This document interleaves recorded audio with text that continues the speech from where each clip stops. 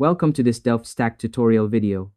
In today's video, I'm going to show you how to fix the Vanguard not initialized error in VALORANT using a few simple and proven methods. Are you trying to launch VALORANT and getting blocked before you even reach the main menu? Or do you just want a reliable way to make sure Vanguard starts correctly every time? This simple step-by-step guide will walk you through everything you need to know.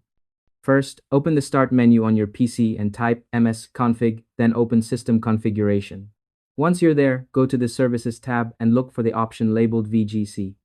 Make sure the VGC service is checked, then click Apply and OK. When prompted, restart your computer so the changes can take effect properly.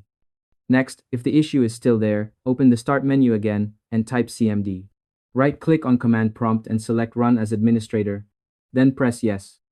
Enter the command provided in the video, right-click inside the command prompt window, paste it, and press Enter. After the command finishes, type Exit, press Enter again, and restart your PC. To make the process smoother, here are a few quick tips. Make sure VALORANT and Riot client are fully closed, you're logged in as an administrator, and no system updates are pending. Doing this beforehand can save time and help prevent common Vanguard startup issues. If the error still doesn't go away, press Alt, Control, and Delete, open Task Manager, and end all VALORANT and Riot Games processes.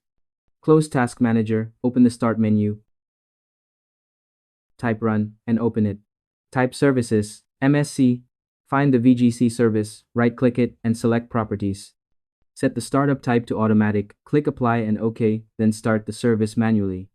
Once you've completed these steps, restart your computer one final time. After that, you should be able to launch VALORANT without seeing the Vanguard not initialized error anymore. It's also a good idea to keep Vanguard enabled at startup. This helps ensure everything runs smoothly and avoids future problems. And that's all there is to it. By following these simple steps, you'll be able to fix the Vanguard not initialized error in VALORANT without any hassle. Thanks for watching this Delft Stack tutorial video. If you found this helpful, feel free to share it with someone who might need it. Why not make their day a little easier?